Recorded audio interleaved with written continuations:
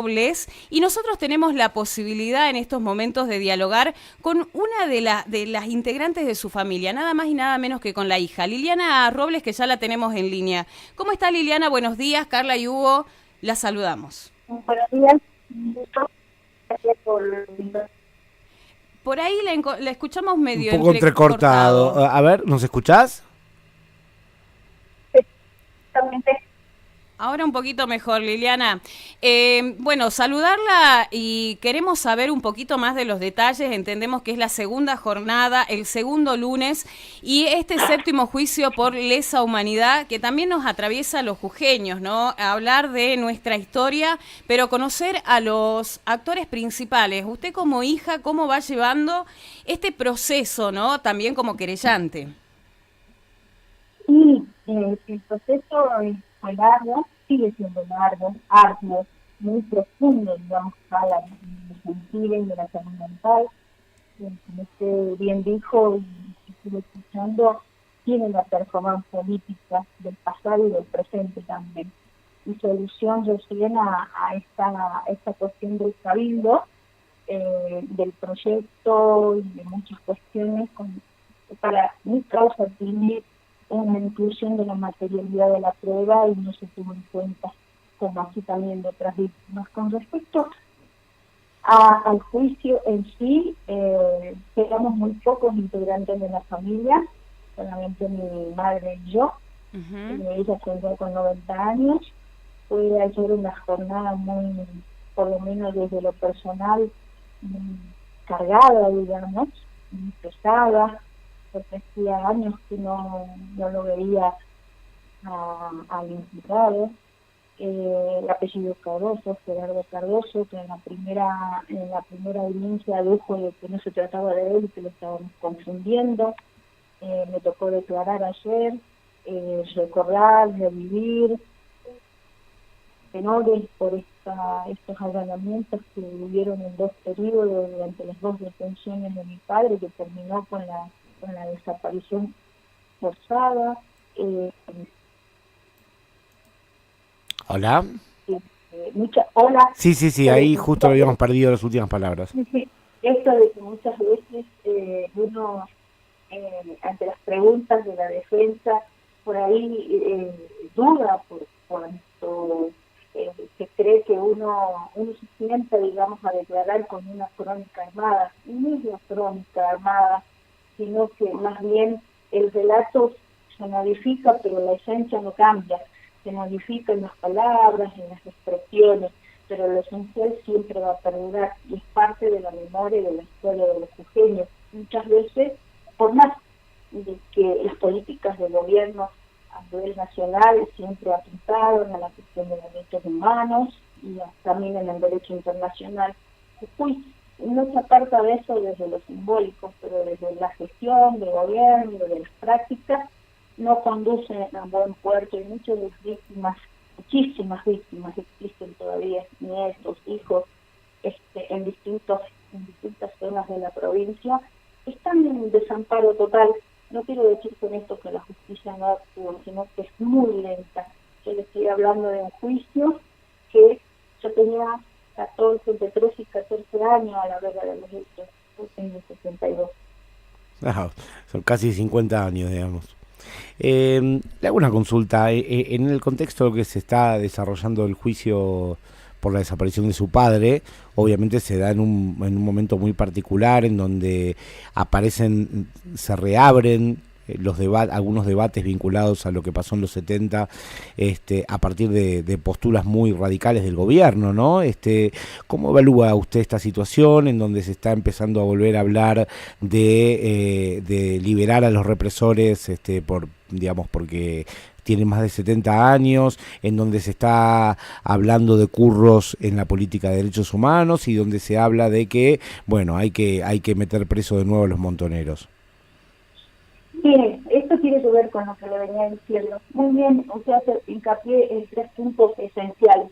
Primero y principal, y sin menoscabar, porque soy parte de ella, somos parte de ella, hay una sociedad muy pasiva, muy silenciada dentro de un concepto de un pensamiento activo respecto a los a los hechos históricos, a los hechos del pasado de este acontecer de la Argentina. Y esto tiene que ver, y está muy enganchado con las políticas de gobierno no ejecutadas, planificadas, implementadas, pero no ejecutadas. Jujuy no es la excepción de que haya una sociedad muy apática con respecto al negacionismo. Y a nivel nacional también la grieta instalada, obviamente que son discursos. Si vamos a la práctica fehaciente de lo que es el derecho, la aplicación del derecho, y sobre la justicia y el derecho a la verdad y a la memoria, la gente por ahí repite lo que dice el eslogan de los líderes, de los referentes políticos. El negacionismo va a existir siempre desde lo más subjetivo, desde la objetividad del derecho, desde la objetividad de la aplicación de la justicia. No hay cabida. Digamos, estamos en una instancia de séptimo juicio y de los que van a venir por esto mismo, porque la justicia, más allá de esté silenciada en cuanto a la comunicación o a lo que da a conocer, hay justicia, no es justicia plena, pero el derecho así lo exige. La gente por ahí no entiende, habla del negacionismo y de poner en condiciones de igualdad a esto de la teoría de los dos demonios, buenos y malos. Ese es el objetivo del gobierno, ¿no? Es el objetivo planificado del gobierno, es igualar la violencia por parte del Estado con la violencia que también existió y es imposible no verla por parte de privados, como en este caso eran organizaciones guerrilleras como la ERP o Montoneros, digamos. Exactamente, que no es lo mismo. Yo ayer en el juicio lo expuse ante la defensa de que el imputado estamos en igualdad de derechos, en igualdad ante la justicia en este momento, cosas que los hechos del pasado no estuvieron encaminados desde ese fin. Es decir, el aparato represivo del Estado no puede ser Estado en contra de los propios ciudadanos. Y esto es lo que muchas veces la sociedad no entiende, no amerita, no lo piensa, no lo razona, digamos, porque está muy impregnada por esos discursos de odio. Y le hago recuerdo, un tercer punto, que la gente dice que es lesa humanidad, que son viejitos, que deberían tener prisión domiciliaria, deben cumplir la prisión como les corresponde. Obviamente hay beneficios y que la mayoría en un estadio de esos gobiernos, con estos fines negacionistas que esto apunta, están gozando de prisión domiciliaria por distintas causas, la mayoría de salud. Pero, como bien le decía, a ver, si usted lo acaba de decir, poner en igualdad de condiciones los hechos del pasado, cuando hubo un Estado terrorista y grupos vulnerabilizados, la gente olvida de que tanto los grupos actuantes, esos que dicen de los subversivos, los guerrilleros, como se los suele indicar, se los suele referir, fueron juzgados junto con el famoso, el emblemático, el simbólico, no famoso juicio de la Junta. Fueron juzgados, cumplieron sus condenas, la mayoría de los jefes, digamos, de los grupos armados, porque así es, digamos, el modo en que nos tenemos que referir. Hay mucha estigmatización hasta en el uso de las palabras, en el uso de estas expresiones que arman la grieta profunda y la división en nuestra sociedad, y que muchos de los políticos de la actualidad usan esos discursos para seguir fomentando, y digamos, que el poder que carcome a esta sociedad, que pasa por lo social, lo político y lo económico, siga funcionando sin ninguna instancia de que uno se revele, sin esa rebeldía social que existía en esa época de antaño, cuando estos grupos participaban activamente en el contexto político. Liliana, como para contarle también a la audiencia, su papá pasó por el Comando Radioeléctrico de la Policía de la Provincia. En algún momento, cuando hablamos justamente de este lugar, el sitio de la memoria, la jefatura de la provincia, de la Policía de la Provincia, perdón, el Comando Radioeléctrico, en ese momento nombrado un sitio de la memoria, centro clandestino de detención, tortura y exterminio, se puso una placa, se hizo un acto conmemorativo, estuvieron presentes quienes también se trasladaron incluso de Libertador General San Martín, hablamos de años anteriores, y ahora con la reinauguración del Cabildo tuvo la posibilidad de poder acercarse. Entendemos de que hijos y también familiares de desaparecidos estuvieron presentes el 23 de agosto, hicieron un punto de encuentro en lo que es el Centro Cultural Manuel Belgrano y se acercaron por calle Alvear y en forma pasiva, y esto también pacífica, lo tenemos que decir, pacífica totalmente y sin generar ningún tipo de contrariedad, ¿no? Porque por ahí se hablaba de tantas cosas ese día que lamentablemente a uno le disgusta y todavía no está siendo parte, ¿no? Como actores, como en el caso de ustedes, principales. ¿Tuvo la posibilidad de pasar por el Cabildo, ver si está la placa en el lugar que se abrió hace poquito? Mire, tuve la posibilidad de participar en todo el proceso de gestión impuesto por el gobierno de Gerardo Morales con respecto a la famosa revalorización del título de memoria sin haber cumplido las exigencias de una ley nacional. Y ese día sí estuve presente, no en la parte oficial, lamento decirlo, desde que hubo otros afectados desde esos espacios. Estuve, digamos, en la movilización, en la manifestación pacífica. La placa no existe. Se inauguró un cabildo, digamos, que cuenta los aconteceres históricos de Jujuy, pero que en ninguno de los sectores, que después uno lo ve, no fue ese día, en ninguno de los sectores muestra nada, absolutamente nada, de lo poco o mucho que se acordó entre familiares, organismos de derechos humanos y otros grupos activos, digamos, de referencia. ¿Y pudieron hablar con el gobierno, consultarlo, por qué la placa no está en el Cabildo? ¿Qué argumento le dieron? Que después la van a poner, que todavía no está terminado, pero sí estuvo, digamos, acorde. ¿Que no está terminada la placa, les dijeron? O sea, terminaron el Cabildo y no la placa. No, que todavía no está terminada la obra. Es decir, a ver, le comento, esta inauguración no fue tal como inauguración. Aprovecharon el contexto de acoplarse al Gigi, somos amigos con el gobierno de Milei, necesitamos el dinero, entonces qué mejor que venga Victoria Villarruel a inaugurar. No fue una inauguración oficial, fue una entrega supuesta de obras de la etapa 1 y la etapa 2 a otro grupo, digamos, interactuante de gestión de infraestructura del gobierno de la provincia. Pero se aprovechó el contexto, obviamente. La placa primaria, la placa madre que estuvo ahí referenciando que fue un centro clandestino de detención, la tienen guardada, está tirada por algún lado.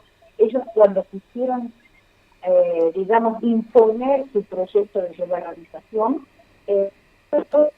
no tuvieron la más mínima intención de resguardo, de conservación de muchos de los elementos. Y le digo, este fue un sitio de 0 a 0, de la calle Alvear hasta la calle Belgrano, como centro clandestino. Eso estuvo comprobado, quedó documentado, digamos, en las gestiones del gobierno anterior a Gerardo Morales.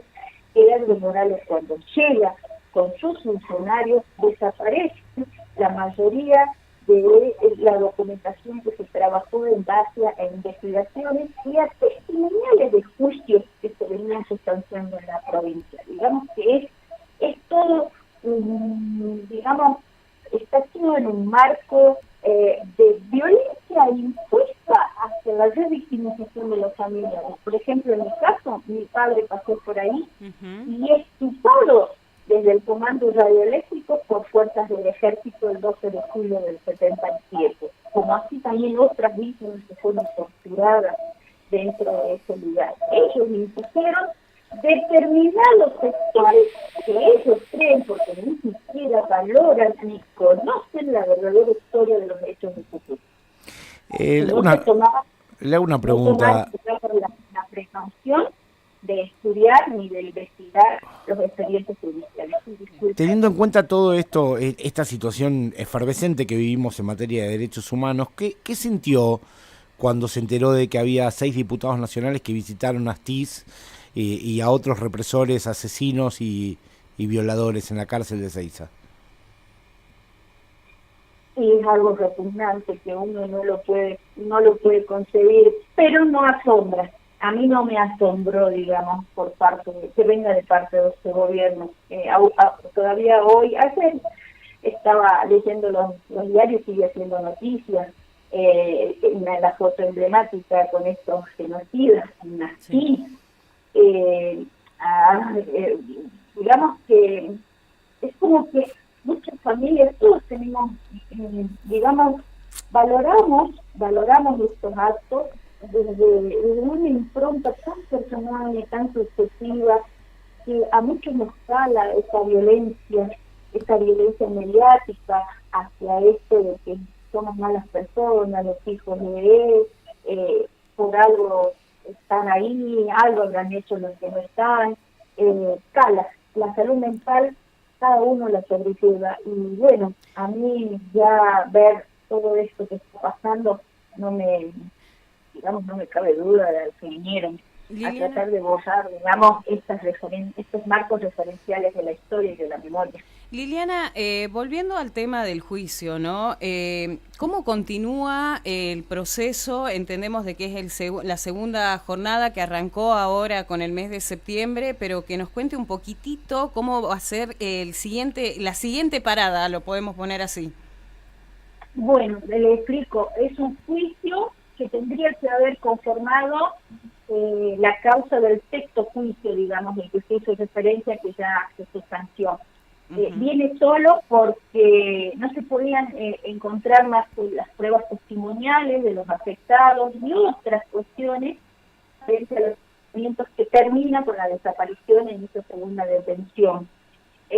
Por tantos años que han pasado, tanto los testigos por parte de defensa y por parte de Teresa fueron falleciendo. En la siguiente jornada, que sería el próximo lunes 30 creo que es, va a declarar la viuda de Juan Ángel Robles y hay otros testigos que viven en las provincias de Salta que no pueden ser ubicados. Entonces ayer se llegó a un acuerdo porque en la primera audiencia Gerardo Cardoso dijo que lo estaban confundiendo y presentó, tiene todavía la posibilidad de acceso de tener copia de legajos de personal policial de aquella época, diciendo de que es otro, el Cardoso, a la cual hacemos referencia, que hizo los allanamientos ilegales. Hasta tanto, dijo la jueza, no lleguen los informes pertinentes de la policía, y hago esta obviedad, obviamente que la policía se va a tardar todo lo que pueda en enviar esos informes, no se va a sacar conclusión, digamos, sobre la imputación respecto a la aplicación de justicia.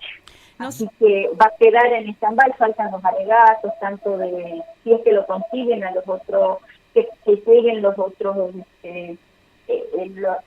los otros declarantes, digamos, por parte de la Teresa, y faltan los alegatos de defensa, Teresa, y bueno, esperemos que llegue el informe para dilucidar de que realmente sí hay pruebas que se han presentado en lo largo de estos años, y que ahora la Fiscalía está teniendo en cuenta. Es Gerardo Cardoso, a la cual nos referimos de hace 48 años atrás. Liliana, le agradecemos un montón. Nosotros vamos a estar atentos, vamos a seguir de cerca cómo continúa el proceso de juicio, el séptimo juicio por delitos de lesa humanidad. Nosotros le agradecemos un montón. No queríamos dejarla fuera de la agenda. Entendemos que la jornada del día de ayer era bastante agitada no solamente para usted, sino también para la viuda, pero le agradecemos por sus minutos de su tiempo y los micrófonos van a estar abiertos para lo que usted necesite. Le agradezco, la agradecida soy yo. Ustedes están visibilizando un caso que siempre pasó desapercibido, pero que tiene que ver y es simbólico y coactiva, digamos, a todas las luchas de todas las madres que no están, los hijos, los hermanos, todas las víctimas que han quedado desparramadas en esta provincia y que no se está teniendo en cuenta, y que aún más una sociedad, digamos, movilizada por esto de la reinauguración de un cabildo histórico que no está contando la verdadera historia de los pequeños, afecta aún más. Le agradezco mucho su disponibilidad. Muchas gracias a usted y un abrazo grande. Hasta luego, gracias. Ahí dialogábamos con Liliana Robles, hija desaparecida y querellante de un proceso. Juicio por delita... Juan Ángel Robles, lo vuelvo a repetir, 7º juicio por delitos de lesa humanidad. Arrancaron el día lunes, el segundo lunes, de este mes de septiembre. En el día de ayer continuaba lo que es el proceso. Ahí la escuchábamos, ¿no? Todavía es un camino largo por delante, teniendo en cuenta de que este tema en puntual, este caso en puntual, tendría que haber ingresado dentro de lo que era el 6º juicio que finalizó en el año 2022 y que lamentablemente